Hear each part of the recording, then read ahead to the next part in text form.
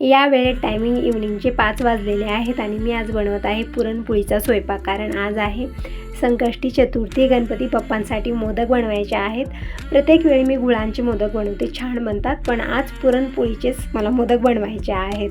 तर त्यासाठी मी इकडं 1 ते 1.5 ग्लास हरभरा डाळ घेतलेली आहे, म्हणजे चना डाळ घेतलेली आहे. डाळ स्वच्छ धुवली आणि कुकरला लावते. म्हणजे थोडंसं लवकरच मी स्वयंपाकाला सुरुवात केलेली आहे, कारण मला आज गुरुवार पण आहे. तर साईबाबांची पूजा सकाळी झालेली आहे, पण संध्याकाळी एक वेळा आरती होते घरामध्ये, मगच हे साईबाबांच्या मंदिरात जातात. आणि प्रसाद वगैरे आज मला बनवायचं नाही मंदिरात देण्यासाठी, फक्त मला पुरणपोळीचा स्वयंपाक बनवायचा आहे आणि मोदक वगैरे बनवायचे आहेत. परत मग गणपती बाप्पांची पूजा आरती हे रात्री 9 वाजता होणार आहे. म्हणजे जसं कॅलेंडरमध्ये दिलेलं आहे टायमिंग, 9चं टायमिंग आहे. 9 वाजता आरती करायची आहे, म्हणजे चंद्रभगवान त्यावेळेतच दर्शन देणार आहेत. म्हणजे प्रत्येक वेळी संकष्टी चतुर्थीला चंद्रमामा लवकर येत नाही. 10 कधी 10:30चं टायमिंग असतं, पण आज 9चंच टायमिंग दिलेलं आहे. तोपर्यंत मी स्वयंपाकी करून घेते आणि इकडं बापांच्या पूजासाठी सगळी तयारी करून ठेवते. तर इकडं मी दुर्वा घेतलेले आहे, म्हणजे 21 दुर्वा आहेत. परत आगरडा घेतलेला आहे आणि वस्त्रमाळ मी बनवून घेतली. पण वस्त्रमाळाला हळदी कुंकू लावायचं राहिलेलं होतं. म्हणजे खूप साऱ्या वस्त्रमाळा बनवून ठेवलेल्या आहेत, फक्त हळदी कुंकू लावलेलं नाही आहे, कारण आपण महादेवाची पूजा करतो श्रावण महिन्यामध्ये. मग त्या वस्त्रमाळेला हळदी कुंकू लावायचं नसतं, तशीच वस्त्रमाळ महादेवाच्या पिंडीला व्हायची असते, म्हणून मी कुठल्याही वस्त्रमाळा हळदी कुंकू लावलेलं नाही आहे. तर आता बाप्पांसाठी मला वस्त्रमाळ लागणार होते, हळदी कुंकू लावून घेतलेलं आहे. आणि इकडं मी आरतीचं ताट रेडी करत आहे. म्हणजे आरतीचं ताट मी स्वच्छ करून घेतलं सकाळच्या वेळेतच. मग त्यामध्ये वाती, तेल हे सगळं मला घालायचं होतं. तर इकडं तुळशीसाठी मी दीपक जे आहे ना ते पण तयार करून ठेवलेलं आहे, कारण नंतर खूप घाई गडबड होते. मग जसा वेळ भेटत गेला तसं मी कामं आवरू जाते. मग जास्त कामाचा लोड येत नाही, निवांत आपली कामं आवरली जातात. कारण एक वेळा सगळेजण आले की खूप धावपळ होते माझी, कमी वेळामध्ये सगळं आवरायचं. एक होतं, एक राहतं, एक विसरतं, असं होतं. म्हणून मी काय करते, तयारीला अगोदरच लागत असते. जेव्हा मला खाली वेळ भेटतो त्यावेळेत आपली कामं निवांत होतात आणि एकही विसरणार नाही. त्याबद्दल हे सगळ्यात महत्त्वाचं आहे. तिकडं आरतीचं ताटही रेडी केलेलं आहे मी. आणि तुळशीसाठी दीप लावण्यासाठी ते पण मी इकडं जे आहे ना पंदी तयार करून ठेवलेले आहे. आणि इकडं कापूर घेतलेला आहे. म्हणजे सगळीच तयारी झालेली आहे आणि तोपर्यंत डाळ पण शिजत आहे. जशी डाळ शिजली तसं मी पुरणपोळीच्या स्वयंपाकाला सुरुवात करते. म्हणजे थोडंसं जास्त वेळ लागतो पुरणपोळ्या बनवायला, कारण थोडंसं तामझाम असतं त्यामध्ये. म्हणून म्हटलं जोपर्यंत डाळ शिजून तयार होते पुरणासाठी तोपर्यंत पूजेचं सगळं आवरून घ्यावं. आणि 7 वाजता हे पण घरी येतात, म्हणजे आज थोडंसं लवकर येतात. मग त्यांनाही सगळं आवरून द्यायचं असतं. आंघोळीसाठी पाणी, परत सवळं दस्ती सगळं मी इकडे पॅक करून ठेवलेलं आहे. म्हणजे ही सगळी तयारी झाली. आणि दुपारच्या वेळेत हे फळं सगळे फ्रूट घेऊन आलेले होते, जसं केळी आहे, पपया आहे. ते पण मी मिल्क शेक बनवलेलं होतं दुपारच्या वेळेत, तेच आम्ही पिलेलं आहे. नंतर काही खाल्लेलं नाही, केळी खायला तशीच आवडत नाही आहे. मिल्क शेक मात्र मी पिलेलं आहे. तर तेही सगळं जिथल्या तिथं ठेवलेलं होतं, कारण दिवसभर एक ते नाही तर हे नाही तर ते कामं चालूच होते. काढणं झालेलं नव्हतं. किचनमध्ये थोडासा पसारा वाटत आहे ना, तर एक पसाराही आवरत आहे आणि इकडे स्वयंपाक पण बनत आहे. तर इकडे मी आता आमटीची तयारी करत आहे. म्हणजे कमी वेळामध्ये सगळंच आवरायचं आहे मला. 9 वाजेपर्यंत स्वयंपाकी बनवायचं आहे, गणपती बाप्पांची पूजाही करायची आहे आणि साईबाबांची आरती करायची आहे. यांना सगळं आवरून द्यायचं आहे. तर खूप काही कामं आहेत जी वेळेत आवरणं गरजेचं आहे. तर इकडं कुकरला 3 शिट्या झालेल्या आहेत आणि हरभरा डाळ परफेक्ट शिजलेली आहे. तर अगोदर मी आमटीसाठी कट काढून घेते आणि मग डाळीमध्ये गूळ, साखर जी आपल्याला आवडीप्रमाणे आपण टाकू शकता. मी गूळ साखर दोन्ही टाकत असते. यानं पुरण, म्हणजे जे पुरण आहे ना त्याला टेस्ट खूप छान येतो. फक्त गुळच टाकायचं नाही किंवा फक्त साखर टाकायची नाही, दोन्हीही थोडंफार टाकत असते मी. तर इकडे मी कट काढून घेतलेले डाळीमधलं आमटीसाठी. आणि आमटीची तयारी मी इकडे संग केलेली आहे. म्हणजे मी खोबरं वगैरे वाटून घेतलेलं आहे. आणि ही जी डाळ आहे ना थोडा वेळ मी गॅसवर ठेवते, म्हणजे जे हे एक्स्ट्राचं पाणी आहे त्यामध्ये पूर्ण आटून जाईल. मगच यामध्ये गूळ साखर जी हे आपल्याला टाकायचं आहे ते टाकूया. डाळ परफेक्ट शिजलेली आहे. पुरणासाठी आपल्याला अशी डाळ लागते. बघू शकता एकदम छान परफेक्ट शिजलेली आहे. तर यामधलं जे एक्स्ट्राचं पाणी होतं ते आटलेलं आहे. आता यामध्ये टाकूया गूळ. तर इकडं गूळ घेतलेला आहे आणि गूळ खिसून टाकल्याने जास्त वेळ लागणार आहे मेल्ट होण्यासाठी. म्हणजे मोठा गूळ टाकला तर जास्त वेळ शिजवावं लागतं. तर मी काय केलं, सुरीने एकदम बारीक खिसून घेतलेलं आहे अशा पद्धतीनं. आणि हेच गूळ पुरणात टाकणार आहे. म्हणजे थोडंसं लवकर ते मेल्ट होईल आणि लवकर पुरण शिजून तयार होईल. इकडं दूध पण मी गरम करायला ठेवलेलं आहे, कारण दूध तर दिवसातनं 2-3 वेळा मी गरम करत असते. कारण उद्यापर्यंत आपल्याला ठेवायचं असं. सकाळी पण या दुधाचा चहा बनतो, कारण दूध रोजचं जे आहे ना थोडंसं लेट येतं. म्हणून मी काय करते, दिवसातनं 2-3 वेळा ते गरम करते. फ्रीजमध्ये ठेवलं तरी पण राहतं, पण फ्रीजला ठेवत नाही मी दूध, कारण त्याचा चहा एकदम बेचव होतो. दूध माझं खिडकीतच असतं. आणि ते खराब होऊ नये म्हणून दिवसातून 2-4 वेळा मी गरम करून ठेवते. यानं साय पण छान येते आणि दुधाला टेस्ट पण खूप छान येतो. तर इकडं पुरणामध्ये मी गूळ टाकलेला आहे, साखर टाकलेली आहे आणि विलायची पावडर आणि थोडंसं मीठ, म्हणजे चुटकी जितकं येईल तितकंच मीठ टाकायचं आहे. पुरणाला चव छान येते. आणि 1 ते 1.5 चमचा विलायची पावडर टाकलेला आहे. विलायची पावडर मी एकत्र महिन्याचं मी करून ठेवते. जेव्हाही आपल्या घरामध्ये गोड पदार्थ बनतात त्यावेळीमध्ये आपल्याला टाकता येतं म्हणून बनवून ठेवते. जेव्हाच्या तेव्हा करायला गेलं ना त्यामध्ये वेळही भरपूर जातो आणि ती व्यवस्थित वाटलंही जात नाही, म्हणून मी एकत्रच विलायची पावडर बनवून ठेवलेला आहे. तर पुरण शिजत आहे तोपर्यंत हे आलेले आहेत. आंघोळ करत आहे तोपर्यंत मी इकडं साईबाबांच्या फोटोला फुलाचा हार वाहिलेला आहे. म्हणजे पूजा वगैरे सकाळच्या वेळेस मी केलेली आहे. आता फक्त फुलाचा हार वाहिला, फुल वाहिलेले आहेत आणि आरत्या मी प्रज्वलित करून घेतल्या. कापूर वगैरे सगळं मी इकडं तयारी करून घेतलेली आहे आणि हे पण रेडी होऊन आलेले आहेत. आता आरती करून घेऊ. तर आरती झालेली आहे. अधूनमधून पुरणाला पण बघत आहे. कमी गॅस करून मी ठेवलेला आहे. पुरण पण शिजत आहे कारण आता वेळ खूप कमी आहे. म्हणजे आता या वेळी टायमिंग सांगितलं तर 7:45 वाजलेले आहेत आणि 9 वाजेपर्यंत मला स्वयंपाकी करायचा आहे आणि बापांची पूजा पण करायची आहे. चहा पण बनलेला आहे. यांच्यासाठी चहा बनवून दिला. चहा पिऊन हे गेलेले आहेत साईबाबांच्या मंदिराकडे. जोपर्यंत हे येतात तोपर्यंत मी स्वयंपाक करून घेते. मग आल्यानंतर आम्ही बापांची पूजा आरती करूया, मग जेवण वगैरे नंतर होईल. तर इकडं पुरण जे आहे ना आता मी पुरणपात्रातून काढून घेत आहे. म्हणजे छान थिक होईपर्यंत शिजवून घ्यायचं आहे. यानं पुरणाला टेस्ट पण छान येतो. पुरणपोळी एकदम छान चविष्ट लागते. म्हणून कमी गॅसवरती पुरण मी व्यवस्थित शिजवून घेतलं आणि पुरणपात्रातनं काढत होते. पण तितक्यात लक्षात आलं की जोपर्यंत आपण पुरणपात्रातनं काढूया तोपर्यंत भात बनवून तयार होईल. म्हणून इकडे मी अगोदर तांदूळ जे आहे ना ते फटकून घेतले, निवडून घेतलेला आहे आणि इकडं आणखीन एक कुकर घेतला आणि यामध्येच मी भात बनत ठेवते आणि तोपर्यंत मी पुरणही इकडं पुरणपात्रातून काढून घेते आणि आमटीची तयारी करून घेते. आणि भजे, पापडं, भरडा वगैरे मी काहीच यावेळेत बनवत नाही किंवा भाजी, कोशिंबीर, म्हणजे प्रत्येक वेळी जेव्हा पुरणपोळीचा स्वयंपाक बनतो खूप साऱ्या वस्तू मी बनवते. भजे, पापडं बनतात, भरडा बनतो. बिना भरड्याचा तर पुरणपोळीचा स्वयंपाक मी बनवतच नाही आहे. पण आता संध्याकाळची वेळ आहे, म्हणजे रात्रीची वेळ आहे, जास्त काही बनवलं खपत नाही आहे या वेळेमध्ये. म्हणून मी फक्त पुरणपोळ्या, आमटी, भात आणि दूध, तूप हे सगळं असणार आहे. वेगळी भाजी, कोशिंबीर, पंचामृत किंवा भरडा, भजी, पापड मी काहीही केलेलं नाही आहे. कारण तळणं वगैरे तर मी करत नाही, आजकाल बंदच केलेलं आहे ते, कारण तब्येत माझी ठीक राहत नाही आहे त्यामुळे. पण भाजी वगैरे मी बनवली असते, पण जास्ती बनवेन तर खपणार नाही आहे, म्हणून म्हटलं आमटी आहे ते ठीक आहे. तर इकडं पुरण पण मी पुरणपात्रातून काढून घेत आहे. भात पण कुकरला लावलेला आहे, भात बनत आहे तोपर्यंत पुरण पण मी इकडं तयार करून घेतलं. छान असं मऊसूत पुरण बनून तयार आहे. म्हणजे पुरणपोळी व्यवस्थित बनावी तर त्यासाठी तयारी खूप महत्त्वाची आहे. जसं कणिक व्यवस्थित असली पाहिजे, परत पुरण पण व्यवस्थित असलं पाहिजे, तेव्हाच पुरणपोळी जी आहे ना परफेक्ट बनते, जसं तोंडात टाकताच विरघळणारे. तर पुरण तर तयार झालेलं आहे. आता कणिक पण मळून ठेवूया. जोपर्यंत कणिक रेस्ट घेते तोपर्यंत आमटीची तयारी करूया. म्हणजे आमटी बनवण्यासाठी मी खोबरं वगैरे अगोदरच मी वाटण करून ठेवलं, कारण लाईटचं नक्की नसते. इकडे लाईट गेली एक वेळा की येतच नाही आहे. काय प्रॉब्लेम झाला काय माहिती, खूप दिवस झाला असंच होत आहे.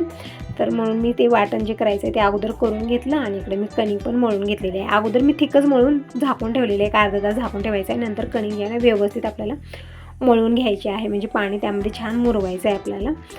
तर कणिकला मळायचं काम नंतर करूया. आता अगोदर मी इकडे आमटीची तयारी करते. तर जे डाळीतलं कट काढलेलं आहे ते पण मी घेतलेलं आहे आमटीसाठी. आणि इकडे लसूण घेतलेला आहे खूप सारा आणि कढीपत्ता पण घेतलेला आहे.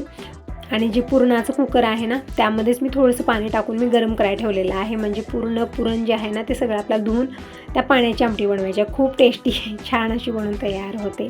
म्हणून त्याच कुकरमध्ये मी इकडं पाणी गरम करून घेतलं आणि जे डाळीतलं कट मी काढलेलं होतं ते पण टाकलेलं आहे आणि चिंचचं पन्हं काढलेलं आहे मी, ते पण यामध्येच टाकलेलं आहे. म्हणजे सगळं एकत्रच केलं. आणि इकडे गॅसवरती ठेवलेली एक कढईमध्ये 2 ते 3 चमचे तेल घेतलं, अर्धा चमचा मोहरी टाकलेली आहे. मोहरी जोपर्यंत तडकत आहे तोपर्यंत मी मसाला डब्यामध्ये हळदी पावडर काढून घेते. म्हणजे संग किचनची कामं आपली होतच असतात. मसाला डब्यामधले मसाले संपले ते पण मी संग काढत असते. आणि इकडे बघू शकता मसाला डब्यामधले 2-3 डबे रिकामे आहेत, कारण मसाले वगैरे काढायचे होते पण मी काहीच काढलेलं नाही आहे. असो, हळदी पावडर तितकी काढली आणि मोहरी तोपर्यंत छान तडकलेली आहे. नंतर मी अर्धा चमचा जिरं टाकलेलं आहे, ते छान चटकल्यानंतर मी कढीपत्ता टाकलेला आहे. आता टाकूया लसूण. तर इथं 7-8 पाकळ्या लसूण मी ठेचून घेतलेला आहे. वाटण टाकायचं आहे आणि व्यवस्थित परतून घ्यायचं आहे. हलकासा लसणाचा कलर चेंज होऊ लागला की त्यामध्ये आपल्याला वाटण केलेलं खोबरं टाकायचं आहे. आणि खोबरं टाकल्यानंतर गॅस कमी करायचा आहे, कारण खोबरं खूप लवकर जळायला लागतं. आणि परतून घ्यायचा आहे व्यवस्थित. हलकासा कलर चेंज होऊ लागला की यामध्ये आपल्याला मसाले टाकायचे आहे, जसं हळदी पावडर, धना पावडर, लाल मिरची पावडर हे आपले रेग्युलर मसाले टाकायचे आहेत. आणखीन आवडीप्रमाणे गरम मसाला वगैरे आपण टाकू शकता, पण मी ते फक्त जे आपले रेग्युलर मसाले आहेत तेच टाकलेला आहे. अर्धा चमचा हळदी पावडर, 1 ते 1.5 चमचा धना पावडर टाकलेला आहे आणि 2 चमचे मी इकडे लाल मिरची पावडर टाकलेली आहे. परतून घेऊया. या प्रोसेसमध्ये गॅस कमी ठेवायचा आहे, कारण सुके मसाले खूप लवकर जळायला लागतात. परतून घेतलं. इकडं मसाला बनवून तयार झालेला आहे. आता शेवटला टाकूया कोथिंबीर आणि जे आमटी आता आपण तयार करून ठेवलेलं आहे पाणी, यामध्ये सगळंच आहे, जसं चिंचेचं पण आहे आणि आमटी म्हणजे जे डाळीमध्ये कट काढलेले ते पण आहे, गरम पाणी आहे. म्हणजे जितकं प्रमाण आपल्याला आमटीचं ठेवायचं आहे तितकं मी इकडे घेतलेलं आहे. आणि इकडं मसाला पण बनवून तयार आहे. छान वास येत आहे, म्हणजे पूर्ण घरामध्ये वास दरवळत आहे आणि शेजाऱ्या पाजाऱ्यांना पण जातो जेव्हा आपल्या घरामध्ये मसाला तयार होतो. तर मसाला छान बनवून तयार आहे. आता टाकूया यामध्ये हे पाणी जे आपण तयार करून ठेवलेलं आहे. तर इकडं मस्त अशी खमंग आणि चविष्ट आमटी बनून तयार आहे. आता टाकूया यामध्ये चवीपुरतं मीठ आणि थोडंसं पुरण टाकायचं आहे, म्हणजे चव छान येते. आणि थोडासा मी गरम मसाला पण टाकलेला आहे. तर बघू शकता हे एकदम छान अशी आमटी बनून तयार झालेली आहे. तर इकडे कटाची आमटी बनवून तयार झालेली आहे. तर इकडे भात पण बनला, आमटी पण बनलेली आहे. आता राहिले फक्त पुरणपोळी बनवायची, पण त्या अगोदर मी इकडं मोदक बनवून घेते, मग नंतर पुरणपोळ्या बनणार आहेत. कारण पुरणपोळी गार झाल्यानंतर खावीशी वाटत नाही. पुरणपोळी तव्यावरची ताटात असली तरच खावीशी वाटते, गरम गरम पुरणपोळी.